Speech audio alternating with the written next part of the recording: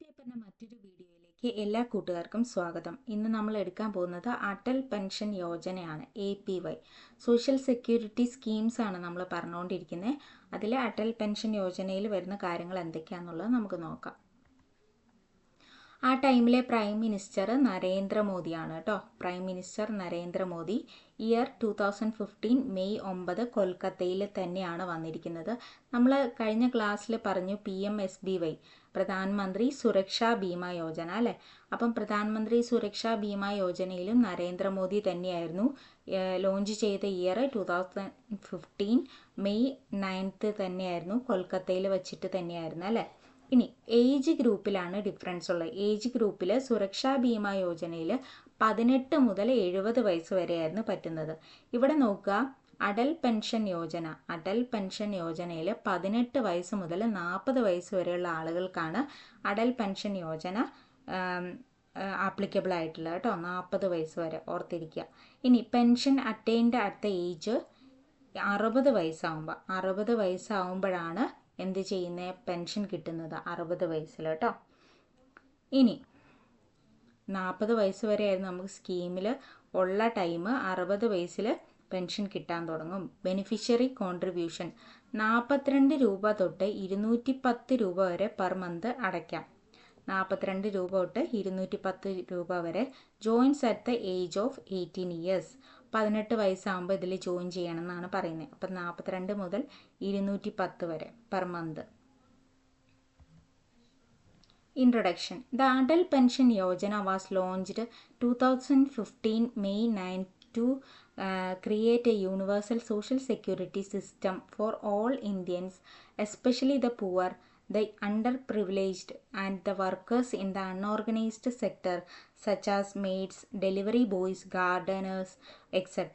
എന്താ പറയുന്നത്, അടൽ പെൻഷൻ യോജന എന്ന് പറയുന്നത് ലോഞ്ച് ചെയ്തിരിക്കുന്നത് 2015 മെയ് 9 ഇതെന്താണ്, create A universal social security system ആണ് അല്ലേ. അപ്പം അൺഓർഗനൈസ്ഡ് സെക്ടറിലുള്ള അല്ലെങ്കിൽ വർക്കേഴ്സിന്, അണ്ടർ പ്രിവിലേജ്ഡ് ആയിട്ടുള്ള ആളുകൾക്കൊക്കെ വേണ്ടിയിട്ടാണ് ഈ ഒരു സ്കീം കൊണ്ടുവന്നിട്ടുള്ളത്. The APY scheme replace the previous Swavalamban Yojana എന്ന് പറഞ്ഞ സ്കീം റിപ്ലേസ് ചെയ്തിട്ടാണ് അടൽ പെൻഷൻ യോജന വന്നിട്ടുള്ളത്. The scheme with effect from 1 June 2015. 2015 June 1 മുതലാണ് ഇതെന്തായിട്ടുള്ള എഫക്റ്റ് ആയിട്ടുള്ളത് അല്ലേ. അപ്പം മെയ് 9 ഇത് ലോഞ്ച് ചെയ്തെങ്കിലും ജൂൺ 1 ഇത് എഫക്റ്റിൽ വരുന്നത് അല്ലേ. അപ്പം focus of APY mainly targeted at unorganised sector workers. Unorganised സെക്ടറിൽ വരുന്ന വർക്കേഴ്സിന് വേണ്ടിയിട്ടാണ് ഇത് മെയിനായിട്ട് ഫോക്കസ് ചെയ്യുന്നത്. APY is administered by pension fund regulatory and development authority. അതിൻ്റെ ഫുൾ ഫോം പഠിച്ചിരിക്കുക. PFRDA എന്ന് പറഞ്ഞാൽ pension fund regulatory and development അതോറിറ്റിയാണ് ഇത് അഡ്മിനിസ്റ്റർ ചെയ്യുന്നത് കേട്ടോ. APY administered by PFRDA under the overall administrative and institutional architecture of the national pension system through NPS architecture. എന്താ പറയുന്നത്, ഇത് ഓവറോൾ ആയിട്ട് അഡ്മിനിസ്റ്റർ ചെയ്യുന്ന നാഷണൽ പെൻഷൻ സിസ്റ്റം വഴിയിട്ട് PFRDA ആണ് ഇതിനെ അഡ്മിനിസ്റ്റർ ചെയ്യുന്നത് എന്നാണ് പറയുന്നത്. ഓക്കെ, അപ്പോൾ ഇതിൻ്റെ ഗോൾ എന്താണെന്ന് നോക്കാം. The goal of the scheme is to ensure that no Indian citizen has to worry about any illness, accidents or diseases in old age, giving a sense of security.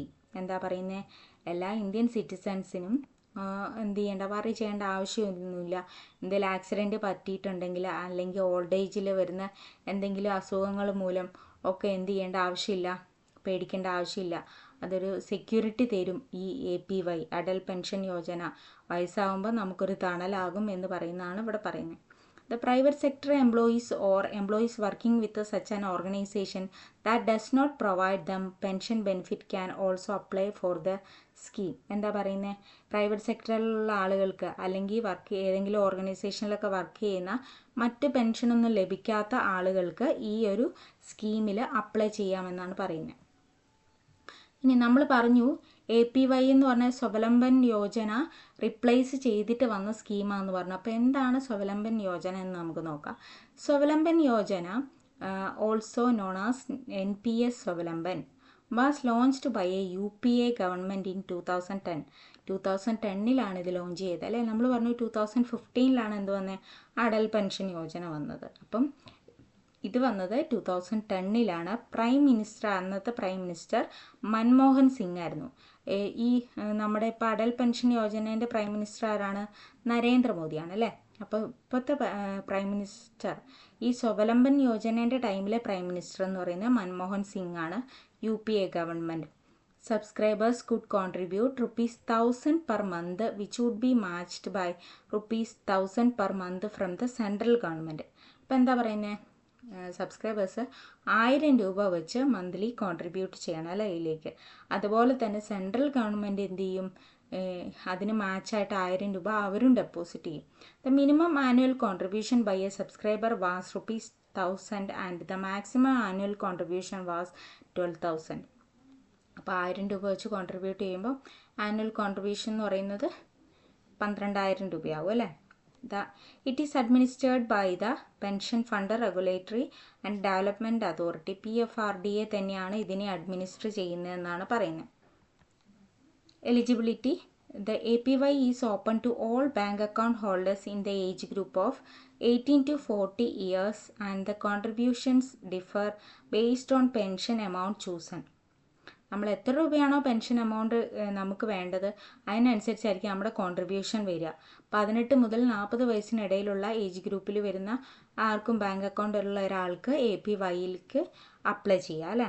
Under the APY, there is a guaranteed minimum monthly pension for the subscribers ranging between ₹1,000 and ₹5,000 per month. Monthly നമുക്ക് എന്ത് ചെയ്യാം, 1000 രൂപ വരെ തൊട്ട് 5000 രൂപ വരെ നമുക്ക് എന്ത് ചെയ്യാം, ഇതിലേക്ക് കോൺട്രിബ്യൂഷൻ നടത്താം. അപ്പോൾ നമുക്ക് കിട്ടുന്ന മിനിമം മന്ത്ലി പെൻഷനും അതിനനുസരിച്ച് ഇരിക്കും, ഗ്യാരണ്ടീഡ് ആയിരിക്കും. ബെനിഫിറ്റ്സ്.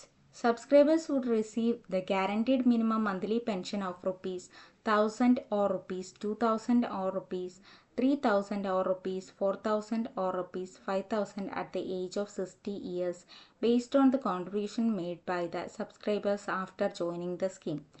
സ്കീമിൽ ജോയിൻ ചെയ്ത് കഴിഞ്ഞ് നമ്മളിപ്പോൾ 1000 രൂപയാണ് മന്ത്ലി ഇടുന്നതെങ്കിൽ അതിനനുസരിച്ച് 60 വയസ്സാകുമ്പോൾ നമുക്ക് എന്ത് ചെയ്യും, അതിനനുസരിച്ചുള്ള പെൻഷൻ കിട്ടും. ഇനി 2000 രൂപയാണെങ്കിൽ അതിനനുസരിച്ചുള്ള പെൻഷനായിരിക്കും നമുക്ക് കിട്ടുക. നമ്മൾ എത്ര രൂപയാണ് കോൺട്രിബ്യൂട്ട് ചെയ്യുന്നത് അതിനനുസരിച്ചായിരിക്കും നമുക്ക് പെൻഷൻ കിട്ടുക. 60 വയസ്സാകുമ്പോഴാണ് പെൻഷൻ കിട്ടുക. ഇത്രയും കാര്യങ്ങളാണ് പറയുന്നത്. ഇനി government of India will also contribute 50% of the subscribers contribution or 1000 per annum whichever is lower. അപ്പം നമ്മൾ ഗവൺമെൻറ് ഓഫ് ഇന്ത്യ എന്ത് ചെയ്യും, 1000 രൂപ വെച്ച് ഇടുന്നു പറഞ്ഞു. അതുപോലെ തന്നെ സബ്സ്ക്രൈബേഴ്സ് ഏതാണോ കുറവ്, government contribution is available for those who are not covered by any statutory social security scheme and is not income tax payer. ഒരു ഇൻകം ടാക്സ് പെയർ അല്ലാത്ത ഒരാൾക്കും അതുപോലെ തന്നെ ഒരു സ്റ്റാറ്റുറ്ററി സോഷ്യൽ സെക്യൂരിറ്റി സ്കീമിലും ഇല്ലാത്ത ഒരാൾക്ക് എന്ത് ചെയ്യും, ഗവൺമെൻറ് കോൺട്രിബ്യൂട്ട് ചെയ്യുന്ന ആ 1000 രൂപ വെച്ചുള്ള ഇത് അദ്ദേഹത്തിന് അവൈലബിൾ ആയിരിക്കും. ഒരു സെക്യൂരിറ്റി സ്കീമിലും ഇല്ലാത്ത അല്ല പെൻഷൻ ഇൻകം ടാക്സ് ഒന്നും അടയ്ക്കാത്ത ഒരാൾക്ക് കേട്ടോ. Disbursement of the scheme benefit. Fixed pension for the subscribers ranging between ₹1,000 to ₹5,000 after the age of 60 years based on the contributions made by the subscribers after joining the scheme. എന്താ പറയുന്നത്, നേരത്തെ പറഞ്ഞ കാര്യം തന്നെ. 1000 രൂപ തൊട്ട് 5000 രൂപ വരെ എത്രയാണോ നമ്മൾ കോൺട്രിബ്യൂട്ട് ചെയ്യുന്നതിനനുസരിച്ച് 60 വയസ്സാകുമ്പം കിട്ടും. ഇനി the monthly pension is available to the subscriber and after him to his spouse and after their death the pension corpus as accumulated at the age of 60 of the subscriber would be returned to the nominee of the subscriber.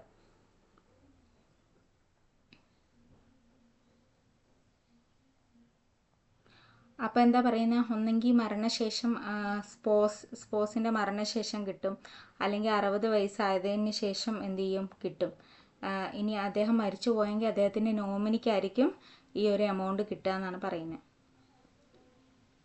In case of premature death of subscriber, death before 60 years of age, spouse of the subscriber can continue contribution to APY account of the subscriber for the remaining vesting period till the original subscriber would have attained the age of 60 year.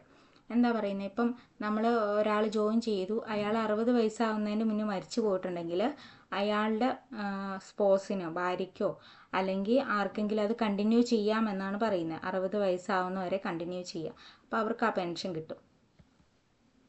Okay, അപ്പോൾ ഇത്ര ഉള്ള APY Atal pension Yojana. ഏത് വർഷമായിരുന്നു വന്നത്? 2015 May 9 വന്നത്. കൊൽക്കത്തയിലാണ് വന്നത്. നരേന്ദ്രമോദി ആയിരുന്നു ആ ടൈമിലെ പ്രൈം മിനിസ്റ്റർ എന്ന് പറയുന്നത്. അത് സ്വാവലംബൻ യോജന എന്ന് പറഞ്ഞൊരു സ്കീം റിപ്ലേസ് ചെയ്തിട്ടാണ് വന്നത്. സ്വാവലംബൻ യോജനയുള്ള ടൈമിൽ മൻമോഹൻ സിംഗ് ആയിരുന്നു പ്രധാനമന്ത്രിയായിട്ടുണ്ടായിരുന്നത്. 2010 അത് ലോഞ്ച് ചെയ്തത് അല്ലേ. അപ്പോൾ ഇത്രയും കാര്യങ്ങൾ ഓർത്തിരിക്കുക കേട്ടോ. പിന്നെ 18 മുതൽ 40 വയസ്സാണ് ഏജ് ഗ്രൂപ്പ് വരുന്നത്. അപ്പം എല്ലാവരും നല്ലപോലെ പഠിക്കുക. Okay, thank you.